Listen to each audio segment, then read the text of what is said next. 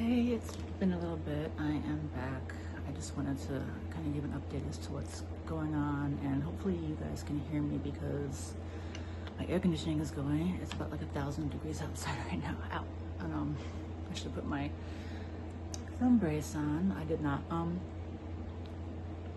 Okay, so what's been going on? I've been just basically in home and in bed. Since the diagnosis, which I'll just recap with that. Jesus, I think my air conditioner does not like the electricity, or the electricity doesn't like the air conditioner. I don't know, I'm out of it, man. I'm like kind of loopy on pain meds, and I just had a massage by my adopted dad's gypsy Romanian caregiver. We like bartered for a massage. I'll talk about that later. So my most recent diagnosis, which the doctors thought was lymphoma, turned out to be fibromuscular dysplasia in my carotid artery, both of my carotid arteries, and then also, which you can actually feel, like some of the beads, as they call them, which are like cellular growths in my arteries, which are blocking blood flow to my brain. Which could cause an ischemic stroke, or just like tiny strokes, or a full-blown stroke at any time, and the diagnosis of this confirmed also, because of the genetics involved, it confirmed that I have vascular Ehlers Danlos, which I already knew I had Ehlers Danlos Syndrome, which is a connective tissue disorder that's genetic, which affects, your connective tissue basically is the glue that holds your entire body together, including your vascular system, the connective tissue between your tendons and your joints and your bones, and like it just holds everything together. It affects your gums and your collagen, the enamel on your teeth, your heart, your eyesight. I mean, it's literally everything.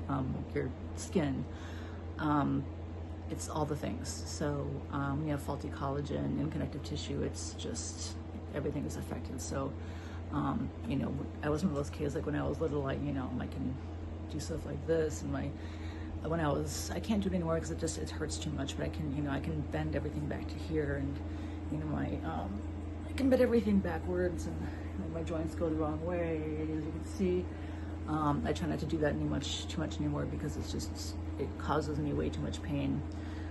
Later on, I've got, because of that, I've got extreme arthritis in my hands, in particular my thumbs. I can't like do any cooking anymore. I can't like wield knives or open things without extreme pain anymore. Like it's really difficult, and so my entire body is in pain constantly. And I also have, because of vascular Ehlers Danlos Syndrome, I have mitral valve prolapse in my heart, and an aortal aneurysm in my heart, which could basically turn into a dissection, which is when you have like a tear in your aorta, which could cause a cardiac event. So I have to keep an eye on that. And because of the fact that I have this disorder, my veins and arteries are very prone to dissection or tears. So it's like, it could happen at any time. And now that I have this diagnosis, which I was born with, this other thing, the fibromuscular dysplasia, that's something I was born with. I just didn't know that I had it because sometimes symptoms don't really start to appear until you're like a little bit older. So that's what happened with me. I was starting to feel sicker than usual. Like I was having more pain in my chest. Migraines is one of the symptoms that you have with Ehlers Danlos, vascular in particular, and so I was getting these pains in my, I don't have glasses, I'm not sure where I'm looking here, but I'm trying to like look at the camera, but I'm probably just looking off to the side. So anyway, I was having more migraines than usual, and I was having intense pains in the back of my neck, which I've had, I've had tears in my ligaments before, which is common. So I've often had pain in my neck, but I was getting really, really bad. So I was trying to just kind of ignore it, but it was getting worse and worse, and then I was getting these splitting migraines that were breaking through my heavy-duty migraine prophylactic medication. I am on topiramate, which is a heavy-duty prophylactic medication. It shouldn't be breaking through, but it was, and it is. And then, this is going to sound completely insane, but my cat was just like, one of them tends to just kind of be off on his own all the time unless someone's really sick in the house, and so he was just like all up on me and like poking out these lumps in my neck, and just like wouldn't go away, and was just like purring and like doing this thing that he does when people are sick. And I was like, maybe I should get this checked out, because this is unusual behavior for him, unless someone is like he when my adopted dad was septic, he was like all over him before he realized something was really, really wrong. And I'm like, well, he kind of diagnosed him, so maybe I should pay attention to this like worried behavior my cat's displaying, you know. But I was not feeling good, and this, you know, so this was like 4 months ago. So I was going to the doctor and getting all these tests, and nothing was showing up. And then they were like, maybe this is, you know, all my symptoms look like lymphoma, which is like, you know, heavy. Like I wake up every time I went to sleep with heavy sweats and like soaking wet and all this other stuff, blah blah blah. So anyway, that's how I got diagnosed. I think I'm just repeating myself from one of my last videos, but so that's where we are. So in any case, now I'm waiting to hear back from the specialist, like the only one in Chicago who can treat this particular condition, because it's fairly rare. Now it's looking like it's probably somewhat underdiagnosed, but currently it's like maybe around 1% or so, possibly more of the population. Before that, it's still listed in like the National Registration of, you know, Rare Disorders, or National Organization of Rare Disorders, but it might be up to like 1 to 4% of the population. It's still not a lot. And also, Vascular Ehlers Danlos is one of the rarer forms of Ehlers Danlos, and so they're both fairly rare conditions. So it's hard to find doctors, I should say, and specialists who can properly treat these conditions. So it's a real pain in the ass, is basically what I'm saying, to find proper treatment, and it always has been. So I haven't heard back from the specialist that my oncologist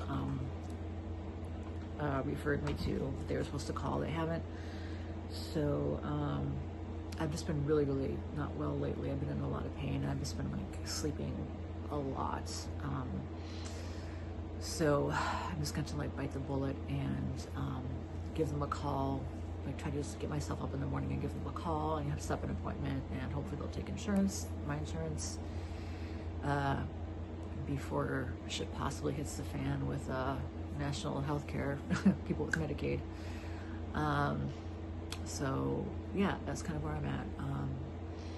Really haven't been feeling good. I've been getting these, I have to watch out for things like worsening neck pain and worsening migraines, and signs of an ischemic attack, which is like tiny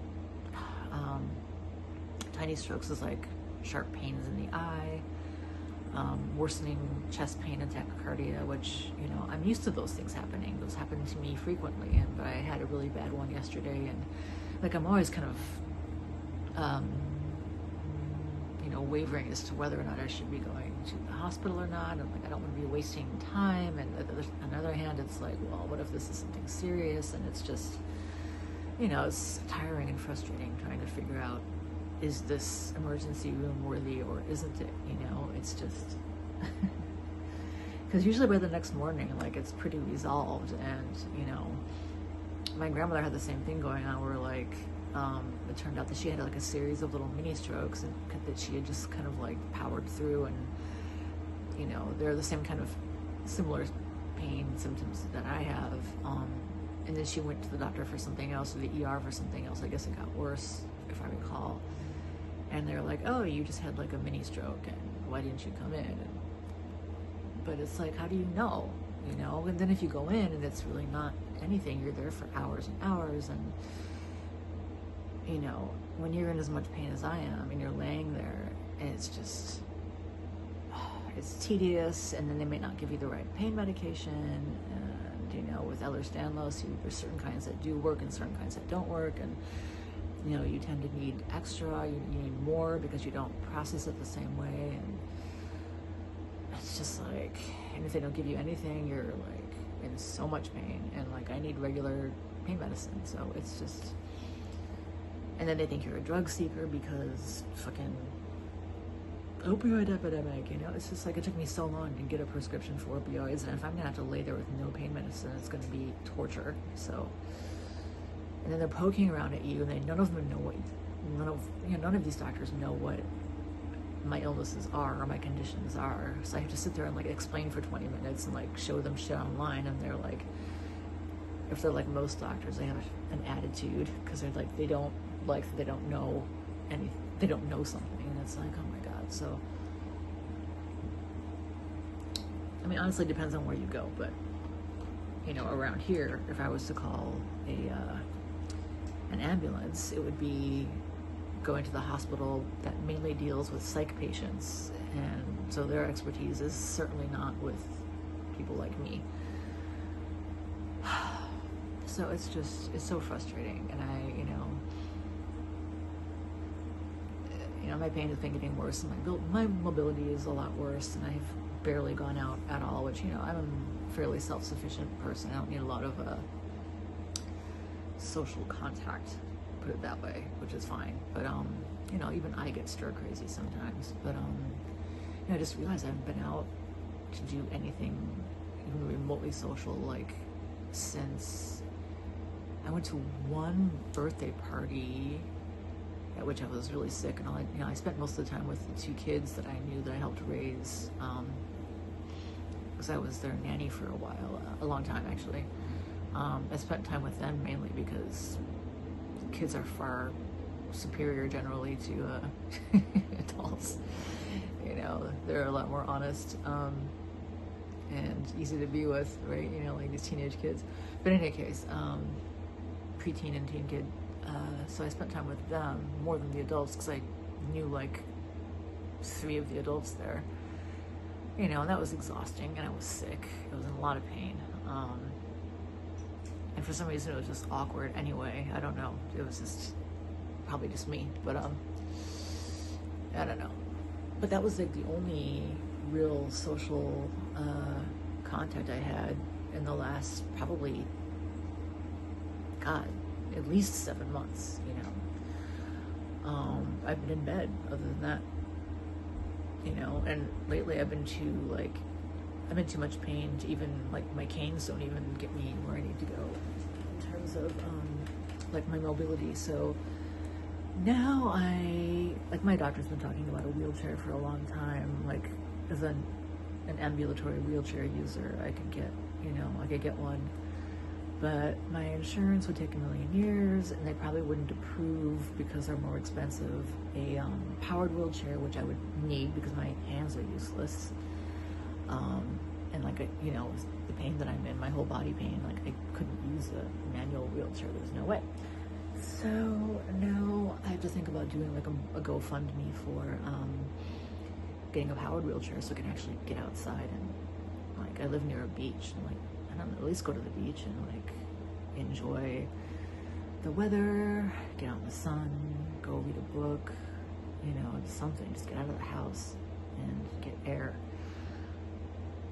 So that's kind of like my goal, is to do that. And there, I guess, like a once a month or so Ehlers Danlos meetup, which would be good. I can meet other people, like, you know, some of the people that are like wheelchair users and who are like have the same condition as me, which would be nice, you know, just to like see other people are managing, like dealing with what I'm dealing with and stuff like that. So, and at least they'd be like on the same kind of wavelength, you know. People with like serious chronic conditions who are dealing with the same kind of pain, and so, you know, it's hard dealing with people who are just not dealing with the same thing because they just don't get it, and you know, their lives are completely on a different, they're like in a different world, you know. They just don't get the pain and the It's the way of life that we have to live, you know. So, yeah, and just the fact that, you know, especially if you have vascular Ehlers Danlos, like you are just at risk constantly for, you know, having a heart attack or a stroke, or it could be any minute now, you know. So there's that, having life from that kind of perspective, you know, and just all the doctor's visits and everything. And so, you know, and honestly, if that's the case, if I could stroke out at any minute or whatever, like I'd like to get out of the house and like enjoy life a little bit before like my brain implodes on me. So I'd like to have a little bit less pain too. So I'm gonna need to go to the doctor again and like adjust the pain medication, and you know, just it'd be good to be a little less reliant on someone getting me back and forth to the doctor, and the office is not that far from here. Like if I had a powered wheelchair, I could get back and forth on myself, as long as it's not like icy winter, you know what I mean? So there's just stuff that needs to get done. And my disability process is moving along. I've got my disability doctor appointment, which is like, you know, their doctor checks you out. It's usually, from what I've heard, like, I don't know, it depends on who you get, but some of them are like more thorough than others. I mean, I'm not worried about that. They've got lots of records to look at for me, and even a new diagnosis that they can look at. So, I mean, I'm pretty clearly physically fucked up.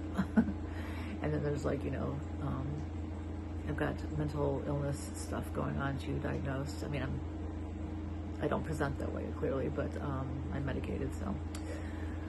But there's just so much stuff going on with me that, you know, I don't think I'll be denied, but you never know. So there's a stress of that, but there's something I can, worrying about it's not gonna do me any good. I can do this, follow all the steps, and, you know, do what I'm supposed to do. So there's just all that going on. Yeah, but I don't know. I guess I'm just kind of bored, because usually in the summertime I go out and at least get like, you know, get outside more. And it would be nice if I could do that. And, you know, like I just don't, like the people that I used to hang out with, which was kind of like not a very large group or anything, but like I don't see hardly anyone from that group of people anymore. Because, you know, that tends to happen with people. You don't, you know, once you get really sick and you're like at home most of the time, most people don't tend to bother too much with following up with you.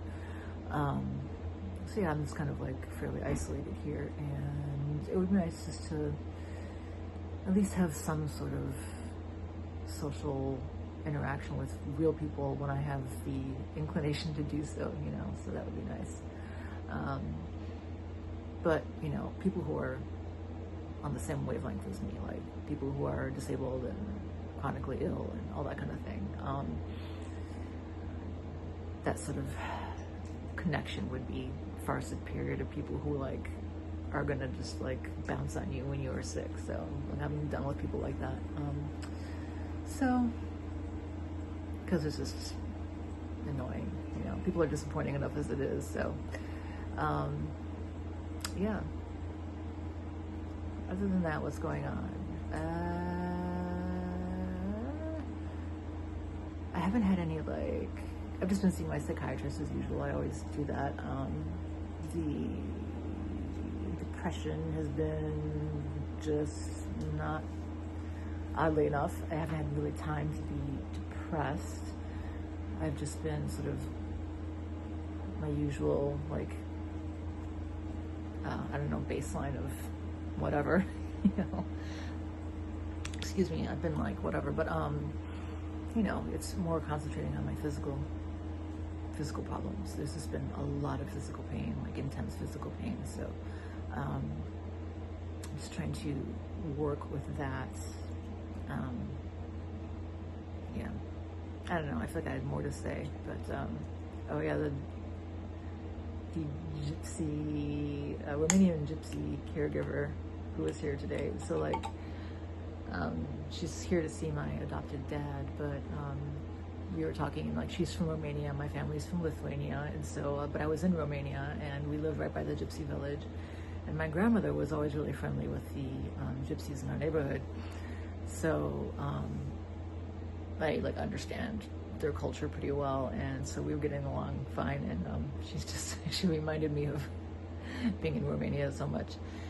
So we bartered for her to give me a leg and like foot massage and ankle massage, because like just everything is always hurting, and next week she'll do like my neck. But so we were just talking for like a really long time. I mean, that was by no means like the best massage, because she was just like chattering constantly, but like she was just cracking me up, because it reminded me of how like all the incredible superstition that my family, and especially the older people of my family,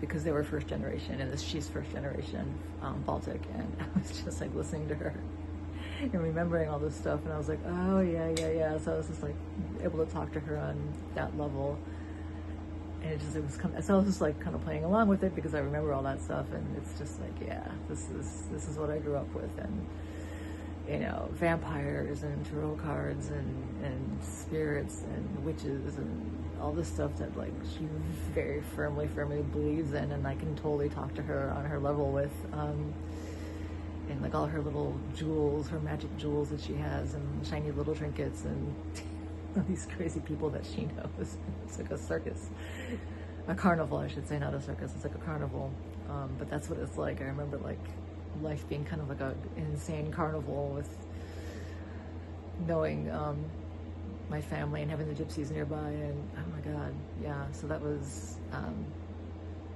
yeah.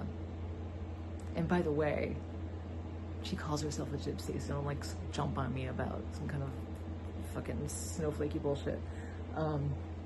Anyway, just like I call myself a fucking cripple. You can't call me a cripple, but I can call me a cripple. Anyhow, yeah. I don't know where I was going with that, but I'm just, like I said, I'm drugged right now. Painkiller. I had to take a lot of painkiller today. Whew, man. I think now that I'm my age, now I'm at the age where like they'll start to like not care so much about like just letting you have what you want. Like when you're in your 20s and 30s, they're like, they care more about you being like drug addict, because they want you to be a more useful member of society. But once you're disabled and like past your 40s, they're like, give them what they want. At least I hope. Jesus. Anyhow, so yeah, my doctor upped me to Norcos. Now I'm on a really low dose, but when I go back, I'm fairly certain they're gonna give me a higher dose, thank God. So,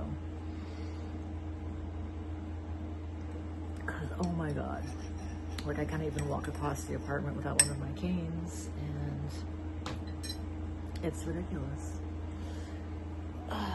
So that's where we're at. My next appointment with my doctor is in a couple weeks, and then I've got the disability appointment. I've got 2 doctor's appointments with them. One's physical, one's mental. So I have to play up the loony bin thing. And then I don't have to. I'm diagnosed loony, as we know. But then I have to hopefully be able to see this specialist about